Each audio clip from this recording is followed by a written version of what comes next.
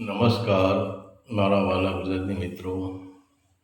અલગ ધણી લોક સાહિત્ય ચેનલમાં આપનું સ્વાગત છે. તો આજે આપણે વાત કરીશું ભૈરવગીરી બાપુનો સંપૂર્ણ ઇતિહાસ. અને સંત સંત એટલે મીઠો સાયડો, સંત એટલે જનેતા, સંત એટલે જનની, સંત એટલે માં. એટલે આપણને જે જન્મ આપનારી માં છે ને, એ આપણા હાલરડા ગાઈ ગાઈને આપણને સુવડાવે છે. અને જ્યારે બાળકનો જન્મ થાય ને ત્યારે એ કોરી સ્લેટ હોય છે ને, આપણી માં, આપણો સમાજ આપણા મગજમાં ઘણો બધો કચરો ભરી દે છે. પરંતુ સંત એ આપણને બીજો જન્મ આપે છે. સંત એ માનું સ્વરૂપ છે, પણ સંત રૂપી માં એવી છે કે જે આપણને જગાડે છે. એ હાલરડા નથી ગાતા, પણ આપણને જગાડે છે. અને સમાજે જે આપણી અંદર કચરો ભરી દીધો છે, એ કચરાને ધોવાની કોશિશ કરે છે અને આપણને કોલસામાંથી હીરો બનાવવાની કોશિશ કરે છે. તો એવો જેનો સરળ સ્વભાવ હોય, જેના સાનિધ્યમાં જવાથી શાંતિ મળતી હોય, અને જે લોક કલ્યાણ માટે જીવન જીવતો હોય, જેની પાસે વિષય વાસના કે કામ, ક્રોધ, લોભ, મોહ કંઈ જ ન હોય, એવા સંતો સરળ સ્વભાવના હોય છે. અને એટલે જ કહીએ કે સંત દેખીને નમન કરીએ, ઝપટ નમાવીએ શીશ. એક ગુના તો ક્યાં કરે, લાખો ગુના બક્ષીશ. અને ખરેખર સંતોના સાનિધ્યમાં જવાથી એક ગુનો નહીં, પણ આપણા લાખો ગુના હોય તો પણ એને એ બાળીને ભસ્મ કરી દેશે.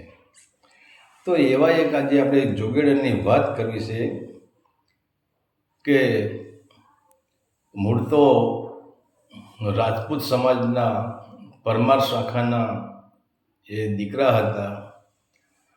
તો કહેવાય છે કે આબુ પર્વત ઉપર આવેલું જે છોલા ગામ છે, અને એ છોલા ગામમાં પરમાર શાખાના રાજપૂત પરિવારના માણસો રહે છે. અને એ રાજપૂત પરિવારના ત્યાં આ દીકરાનો જન્મ થયો, અને જન્મથી જ એનું નામ ભૈરવ રાખવામાં આવ્યું હતું. અને જન્મથી જ આ દીકરો એટલો સંસ્કારી, ભલે એનું નામ ભૈરવ હતું, પણ આ દીકરો એટલો સંસ્કારી, એટલો ભક્તિમય. અને જ્યારે એની સમજણ નહોતી ત્યારે પણ કોઈ વડીલ આવે ને, એને વડીલને સમજણ આવે ત્યારે વડીલને પણ પગે લાગી લે, વડીલોનું સન્માન કરે, મોટા માણસ દેખીને એ ઝૂકી જાય. એના માતા પિતાને સવારે ઉઠીને વંદન કરે, રાત્રે સૂતા પહેલાં એના માતા પિતાના આશીર્વાદ લઈને ચરણ સ્પર્શ કરીને સુવા જાય. આવો આ ભૈરવનાથ. તો એને સમજણ આવી ત્યારથી સંસારમાં એનો રસ જ નહીં. જ્યારે એના લગ્નની શરૂઆત સંબંધ જોવા માટે આવે ત્યારે એને ચોખ્ખી ના પડે કે મારે ક્યાંય સંબંધ જોવાનો નથી, અને મારો જન્મ આ કાયાનું કલ્યાણ કરવા માટે જ થયો છે. અને એને કહ્યું કે મોંઘો જન્મ છે મનુષ્ય દેહ, મારે એને વેડફી નાખવો નથી, એને સત્યના માર્ગે મારે ચાલવું છે. તો આવા ભૈરવનાથ એ છોલા ગામમાં એમનો જન્મ થયો છે.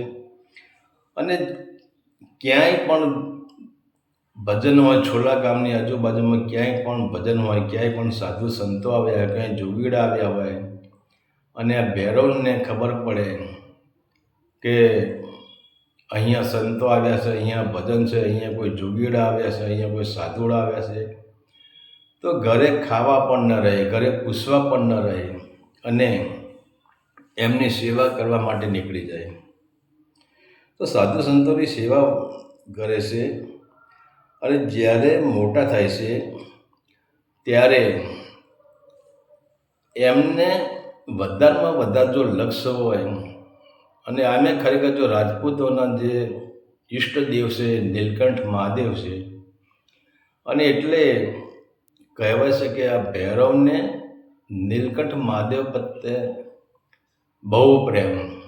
નીલકંઠ મહાદેવની જ પૂજા કરે, નીલકંઠ મહાદેવની જ પ્રાર્થના કરે, નીલકંઠ મહાદેવની બચપનથી જ તપસ્યા કરે. હવે એમ કરતાં કરતાં આમની ઉંમર 28 વર્ષની થાય છે ત્યારે આબુ પર્વત ઉપર જે તળાવ છે અને ત્યાં કહેવાય છે કે મણિગિરી બાપુનો આશ્રમ છે. અને એ મણિગિરી જે સાધુ હતા, જે સંત હતા, એ પણ પૂરો જોગીડો હતો. તો ભૈરવનાથને એવું થઈ જાય છે કે જે મણિગિરી બાપુ છે એ પૂર્ણ જોગી છે, પૂર્ણ પુરુષ છે. તો એમના સાનિધ્યમાં જ મારે જવું જોઈએ અને એમના સાનિધ્યમાંથી મને જે મળશે એ સત્ય જ મળશે અને 100% સોનું મળશે. તો આ ભૈરવનાથ છે એ આશ્રમમાં જાય છે અને મણિગિરીની આ ચરણ સ્પર્શ કરી લેશે. ત્યારે કહે છે કે હે ગુરુદેવ, તમે મને દીક્ષા આપો. ત્યારે મણિગિરી એમને દીક્ષા આપે છે અને મણિગિરીના આશ્રમમાં રહીને પછી તો આ ભૈરવ, પછી મણિગિરી એમનું ભૈરવદાસ નામ પાડે છે. આમ તો એમને ભૈરવનાથ પણ કહે છે, ભૈરવદાસ પણ કહે છે, પણ વધારે નામ એમનું પ્રચલિત છે ભૈરવદાસ તરીકે. કારણ મણિગિરી એ ગોસ્વામીના જે સાધુ લાગે છે અને એમને એમની અટક ઉપરથી ભૈરવદાસ નામ અમને આપી દીધું છે. તો પહેલાં જ્યારે ગુરુ નહોતા કરતા ત્યારે ભૈરવ સિંહ લખાવતા હતા, પણ હવે સિંહ નીકળી ગયું છે, પાછળ દાસ લાગી ગયું છે. અને ત્યાં ઘણી બધી તપસ્યા કરે છે. અને તપસ્યા કર્યા પછી હવે મણિગિરી કહે છે કે હવે તમે વિચરણ કરો, તમે યાત્રા કરો, કે તમે તપસ્યા પૂરેપૂરી કરી લીધી છે, હવે તમે યાત્રા કરો, કોઈનું કલ્યાણ કરો. અને કોઈ એવી જગ્યા હોય તમને જ્યાં જગ્યા યોગ્ય લાગે, તમને જો જગ્યા પવિત્ર લાગે અને ત્યાં લોકોનું તમે કલ્યાણ કરો, લોકોને સત્યના માર્ગે તમે ચલાવો. ત્યારે આ ભૈરવદાસ ત્યાંથી નીકળી જાય છે અને વિચરણ કરતાં ઘણા ગામડામાં ભૈરવદાસ ફરે છે. પણ જ્યાં જલાલપુર આવે છે અને જલાલપુર પહોંચ્યા પછી જલાલપુરના માણસોનો જે સાથ સહકાર મળે છે અને એમનો ભાવ મળે છે, ત્યારે જલાલપુરના લોકો કહે છે કે બાપુ, હવે અમે તમને અહીંથી ક્યાંય નહીં જવા દે, તમારે અહીંયા જ રોકાઈ જવાનું છે. ત્યારે કહે છે કે ભૈરવદાસ જલાલપુરમાં રોકાઈ જાય છે અને અહીંયા પછી જલાલપુરના માણસોને કહે છે કે ભાઈ, મારે નીલકંઠ મહાદેવનું એક મંદિર બનાવવું છે. અને એ જલાલપુરના માણસો કહે છે કે બાપુ, તમે ચિંતા કરશોમાં, તમારી બધી સગવડ અહીં પૂરી થઈ જશે. અને જલાલપુરના માણસો આ ભૈરવદાસને મોટો ફાળો કરીને એમને આશ્રમ, નાનો એવો આશ્રમ બની આપે છે અને ત્યાં નીલકંઠ મહાદેવનું ત્યાં મંદિર બનાવે છે. અને ત્યાં જ પછી આ ભૈરવદાસ બાપુ ત્યાં ધૂણો પણ તખાવે છે. અને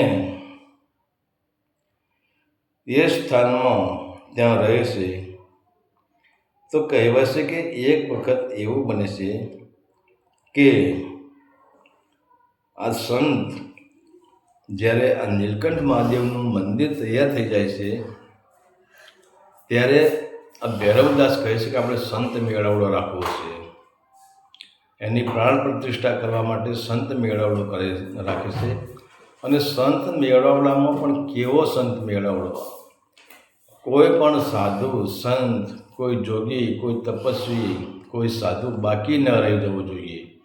અને જલાલપુરને આજુબાજુના જે ગામડા છે એમને કે એમને રસોડા બંધ, ચારે બાજુના રસોડા બંધ કરાવી દેશે અને હજારો, 10,000 માણસની ત્યાં પબ્લિક ભેગી થાય છે. હવે એ ટાઈમે એક એવી ઘટના ઘટે છે કે આટલા બધા માણસોની રસોઈ બનાવી એટલે એના માટે સીધું સામાન એટલું બધું છે, પણ બધું જ પૂરું થયું, પણ ત્યાં એવી ઘટના ઘટે છે કે ત્યાં ઘી ખૂટે છે. ત્યારે હવે જે માણસો ત્યાં જે સેવા કરતા હતા રસોડામાં, અને એ માણસો આવીને કહે છે કે બાપુ તકલીફ થઈ ગઈ જબરજસ્ત, માણસો વધારે છે પણ આપણી પાસે ઘી ઓછું છે. ત્યારે ભૈરવદાસ કહે છે કે કેટલું ઘી જોઈએ? કે બાપુ ઘી તો માણસો તો જુઓ, આપણી પાસે ઘીનું પ્રમાણ ઘણું બધું ઓછું છે. કે વાંધો નહીં, તમે ચિંતા કરશો નહીં.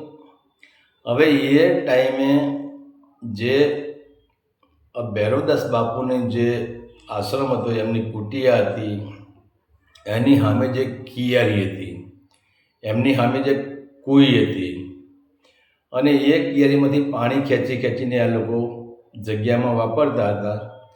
ત્યારે ભૈરવદાસ બાપુ કહે ચિંતા કરશો નહીં, આ કિયારીમાંથી તમે ઘડી ઘી ખેંચી લો, જેટલું ખેંચવું હોય એટલું ખેંચી લો, અને પછી જ્યારે આપણી સગવડ થશે ત્યારે આપણે એને પાછું આપી દઈશું.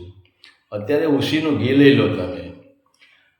ત્યારે એ માણસો કહે છે કે બાબુ આ કૂવામાં પાણી છે. અરે બેટા, પાણી નથી, તમે ખેંચો એટલે ઘી થઈ જશે. અને વિચાર કરતા પછી તો જે સેવકો હતા એ ગળાને દોરડા બાંધીને એ કૂવીમાંથી ઘી ખેંચવા માંડે છે. અને જે કૂવીનું થારું બનાવ્યું હતું, જે પથ્થરનું થારું બનાવ્યું હતું, અને કહેવાશે આખું થારું એ કૂવીમાંથી ઘડે ઘી ખેંચીને એ કૂવીનું આખું થાળું ભરી દેશે. અને પછી તો વાત જ જુદી. પછી તો બાપુ કહે જેટલું માણસ આવે ને આવવા તો કોઈને રોકવાના નહીં, કોઈને ટોકવાના, જે જમે ને જમાડવાના. અને જ્યાં લોકોને ખબર પડી કે કૂવીમાંથી ઘી નીકળ્યું છે, બાપુએ પાણીનું ઘી બનાવી દીધું છે અને જમાડે છે, તો પછી તો વાત જ જુદી. પછી આજુબાજુના ગામના માણસો જેને આમંત્રણ ન હતું એવા માણસો જ પણ આ જલાલપુરમાં નીલકંઠ મહાદેવની જગ્યામાં અને આ ભૈરવદાસની જગ્યામાં જમવા પધારે છે, પ્રસાદ લેવા પધારે છે. પણ એમ છતાં પણ આટલું બધું મનુષ્ય ત્યાં જમી જાય છે, પણ એમ છતાં કોઈ પણ પ્રકારનું શાકભાજી ખૂટતી નથી, કે ઘી ખૂટતું નથી, કે લાડવા ખૂટતા નથી, કે દાળ ભાત કંઈ જે બનાવ્યું હોય એ કંઈ જ ખૂટતું નથી. ત્યારે લોકોને એમ થઈ જાય છે કે માનો કે ન માનો, આ ખરેખર જોગીડો છે. અને જ્યાં આ એક ચમત્કાર જોઈ તો લોકો એમની પાછળ દીવાના બની જાય છે. અને ત્યાર પછી એક સમય એવો બને છે કે ત્યાં જે ભૈરવદાસ બાપુ સવારે આમ દાંતણ કરતા હોય છે લીમડાનું, અને એ કાયમ માટે લીમડાનું દાંતણ જ કરતા હતા. એ લીમડાનું દાંતણ કરશે, એમને લાગે છે કે જગ્યામાં ઝાડ હોય તો સારું. પછી હવે વિચાર કે જગ્યાની અંદર એક પીંપળો હતો, એક બે લીમડા હતા, પણ એમને લાગે કે અહીંયા રસ્તો છે ને અહીંયા બધા લોકો ગરમી પડે છે તો એક ઝાડ ઉગાડવું જરૂરી છે. અને ત્યાં પછી એ બાપુ જે કૂચો વારેલો જે લીમડાનું દાંતણ હતું એની ચીરી કરે છે, એક ચીરીથી ઉલ ઉતારે છે, અને જે બીજી ચીરી છે એ ત્યાં રોપી દે છે. અને ત્યારે બધા કહે છે કે બાપુ આ તો લીમડો છે, આ તો ના ફૂટે. બાપુ કે બેટા બધું થઈ જાય, આપણામાં વિશ્વાસ હતો થઈ જાય. અને કહેવાય છે કે એ લીમડાનું મોટું ઝાડ બની ગયું છે.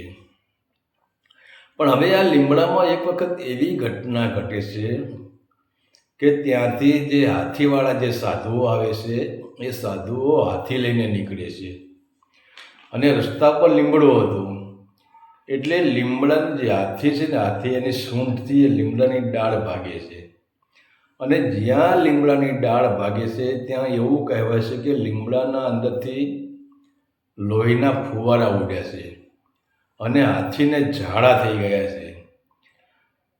અને ત્યારે પણ કહેવાય છે કે બાપુએ આવીને એને હાથીને ઠપકો આપ્યો કે આ જોગીડાનો લીમડો છે, અને આની તું અડીસમાં.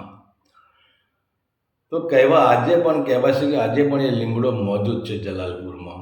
અને જે નીલકંઠ મહાદેવની સામે જ પણ આજે એ લીમડો છે. તો આવા હતા જોગીડાના પરસા. અત્યારે આગળ એવું બને છે કે ભાવનગરના રાજા અને એમને જ્યાં આ જોગેડાને ચમત્કાર સાંભળે છે, જોગેડાનું તેજ જુએ છે, તો એક દિવસ ભાવનગરના રાજાને એવું થઈ ગયું જો ગુરુ હોય તો આવા જ ગુરુ કરવા જોઈએ.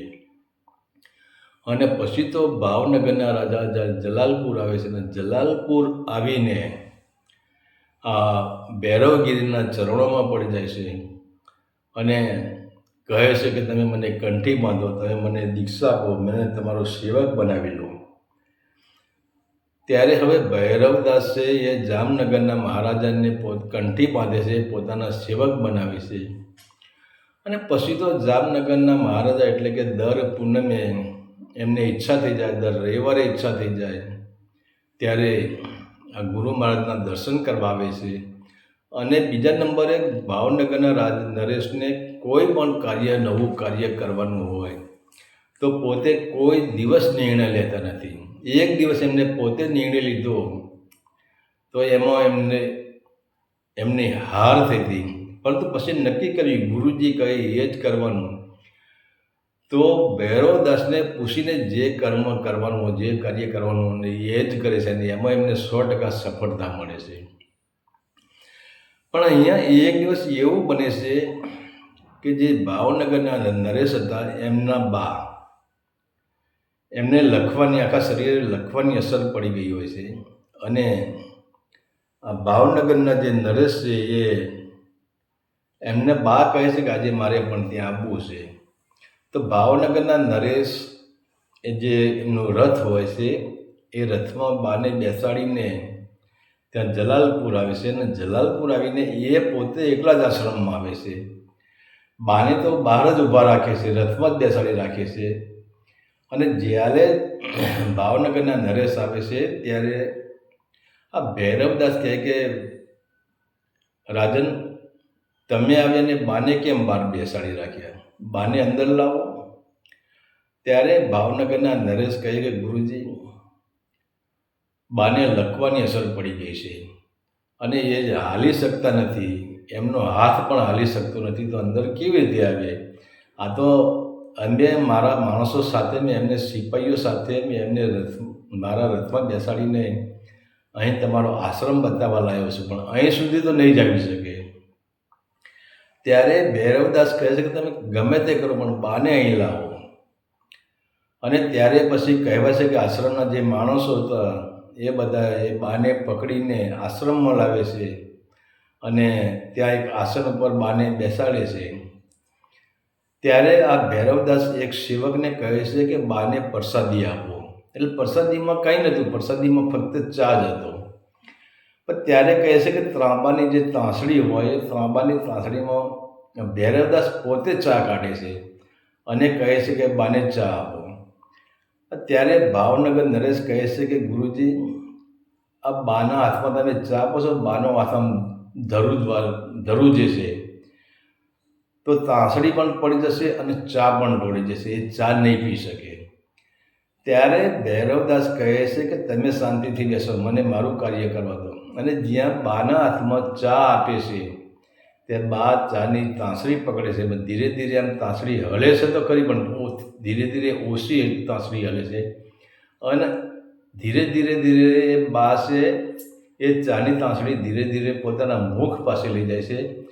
અને જ્યાં ભાવનગર નરેશની બા એક જ ચાનો ઘૂંટડો ભરે છે અને એ ઘૂંટડો અંદર જાય છે અને તરત જ બધી બીમારી દૂર થઈ જાય છે, તરત જ લકવા દૂર થઈ જાય છે. તો આવા હતા આ ભૈરવદાસ બાપુના પરસા. અને એથી આપણે આગળ વાત કરીએ તો એક સમય એવું બને છે કે આ જલાલપુરમાં, અને સંતોની આ બધી લીલા હોય છે, જલાલપુરમાં આ જે ભૈરવદાસ બાપુ છે એ ખભે જેમ એક શિકારી રોજના બચ્ચાને નાખીને એના ઘરે જતો હોય એમ આ ભૈરવદાસ બાપુ એમના ખભા પર એક રોજડું નાખીને આશ્રમ તરફ આવે છે. અને ગામના લોકો જુએ છે કે આ બાબાને રોજ શું કરવા બાબા લાવ્યા છે. અને ખરેખર એ રોજ જ્યારે આશ્રમમાં લઈ જાય છે ત્યારે ગામના લોકોને નવાઈ લાગે છે કે બાપુ રોજ કેમ લાવ્યા. અને જ્યાં રોજ ઓસરીમાં મૂકે છે અને ત્યારે કહેવાય છે કે બાપુ પોતે એ રોજનું કાળજું કાઢે છે અને કાળજું કાઢીને એક દેગમાં નાખે છે, એમાં પાણી રેડે છે અને એ દેગ ચૂલા પર મૂકે છે. ત્યારે લોકોને થઈ ગયું કે આ બાવો કેવો છે, આ તો માંસાહારી બાવો છે, આ તો રોજડા મારે છે, આ તો આમ કરે છે, આ તો તેમ કરે છે, આ બાવો અપવિત્ર બાવો છે, આ તો પાપી બાવો છે, આ તો હત્યારો બાવો છે, આ તો પશુ પ્રાણીઓનો હત્યા કરે છે. અને એ લોકો પછી ભાવનગરના જે મહારાજા છે એમના ત્યાં જાય છે ને ભાવનગર દર્શન કે તમે અત્યારે હાલ ચાલો, તમે જે ગુરુ કરો છો એ ગુરુ કોઈ ગુરુ નહીં, એ ગુરુ પારધી છે. એ ગુરુ રોજડાને મારીને એ રોજડાનું જે કાળજું છે એ પાણીમાં બાફી નખાય છે. ત્યારે ભાવનગર નરેશને થઈ ગયું કે આવું મેં કોઈ દી જોયું નથી, પણ આજે શું કરવું. પછી તો ભાવનગર નરેશ તાત્કાલિક ત્યાં આવે છે અને ત્યાં આવીને એમની જે ઓસરી છે લોબી બનાવેલી છે એમાં લોકોએ બતાવ્યું કે જો આ રોજડું મરી ગયેલું પડ્યું છે. અને ખરેખર જે રોજડાને ભાવનગર નરેશે જોયું તો એનો છાતીનો ભાગ કાપી નાખેલો હતો, એનું કાળજું કાઢી નાખેલું હતું. અને ત્યારે પછી ભાવનગર નરેશ ભૈરવગીરીના જ્યાં હતા ત્યાં જાય છે અને ભૈરવગીરી કે તું જ્યારે અહીં મને સમાચાર મોકલી છે, આજે તું મને સમાચાર મોકલ્યા વગર કેમ આવી ગયો. ત્યારે ભાવનગર નરેશ કહે છે કે ગુરુજી મેં તમને આવા નહોતા ધાર્યા. ત્યારે ભૈરવદાસ કહે કે શું આવા નહોતા ધાર્યા, એટલે તમારે કહેવાનું શું થાય છે. ત્યારે ભાવનગર નરેશ કહે છે ગુરુજી તમે હત્યારા છો, તમે પાપી છો, તમે પ્રાણીઓનો શિકાર કરીને ખાવ છો. તો અમે તો પવિત્ર માણસો, હું રાજા છું તો આજ સુધી મેં માંસ મારા મુખમાં લીધું નથી, મેં શરાબ મારા મુખમાં લીધું નથી, અને તમે એક સંત થઈને એક સાધુ થઈને માંસ આરોગો છો તમે.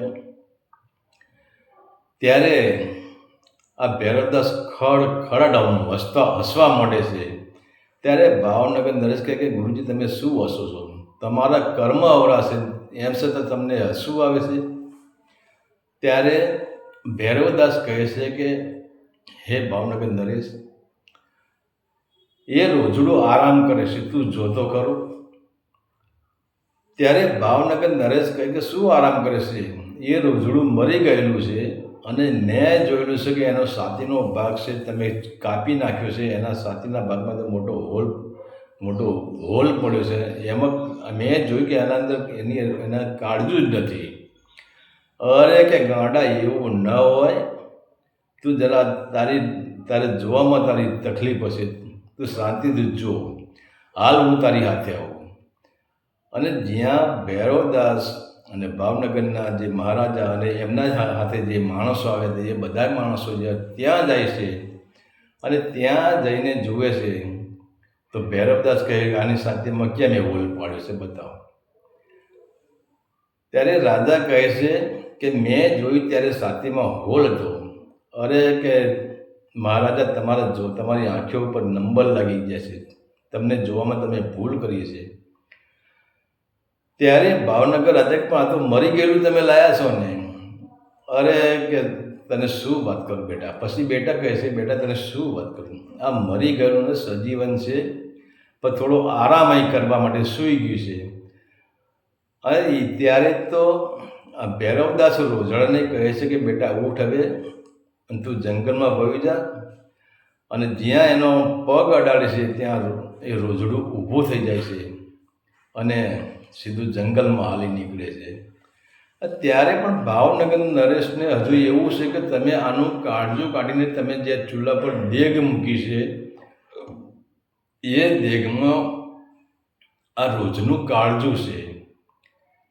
ત્યારે ભૈરવદાસ કહે છે કે આ દેગમાં શું કંઈ નથી. અને ત્યારે ભૈરવદાસ રાજા માનતા નથી, પેલા લોકો પણ માનતા નથી, કારણ કે એમને રોજડાનું કાળજું કાઢેલું સ્વયં જોયું છે અને દેગમાં નાખતા પણ જોયું છે અને જે દેગ ચૂલા પર મૂકતા પણ જોયું છે, એના નીચે અગ્નિ સળગાવતા પણ જોયું છે.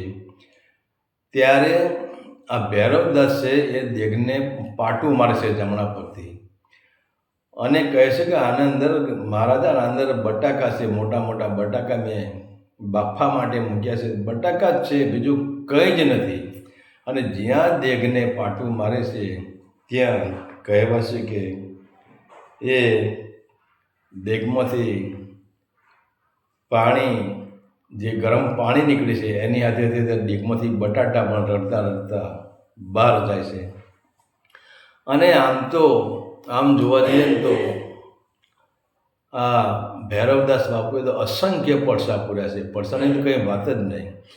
પણ એમ કરતાં કરતાં શું છે, આ તો સમય છે, નામ એનો નાશ. ધીરે ધીરે આપણે કંઈક આપણો દીકરો 50 વર્ષનો થયો પણ એની આયુષ્યમાંથી 50 વર્ષ ઓછા થયા. એમ કહેવાય છે કે આ ભૈરવદાસને જો એમની ઉંમર છે એ 353 વર્ષની ઉંમર થઈ ગઈ છે એમની. ત્યારે પછી ભૈરવદાસ કહે છે કે હવે જીવન ટૂંકાઈ લેવું પડશે, કારણ કે નામ એનો નાશ છે. તો હવે મારે પ્રકૃતિના ખોળે જવું પડશે, મારે હવે પરમાત્માના ખોળે જવું પડશે. અત્યારે 353 વર્ષ થયા છે અને ત્યારે ભૈરવગીરી બાપુ નક્કી કર્યું, ભૈરવગીરી બાપુએ નક્કી કર્યું કે હવે જો મારે આ દેહ છોડવો હોય તો મારે ક્યાં જવું. ત્યારે એમને વિચાર આવે છે કે મારા ગુરુ જે મણિગીરી બાપુએ આબુ પર્વતમાં જે શાલા ગામ છે ત્યાં એમના આશ્રમમાં દેહ છોડ્યો અને એમને પણ જીવન સમાધિ લીધી હતી. તો મારે પણ મારા ગુરુજીની જ્યાં સમાધિ છે એની બાજુમાં જ આબુમાં જઈને મારે પણ ગુરુજીની બાજુમાં સમાધિ લેવી છે. અને ત્યારે પછી તો આ ભૈરવગીરી બાપુ, આ ભૈરવદાસ બાપુ એ પોતે આ જગ્યા છોડી દેશે અને આબુ જાય છે.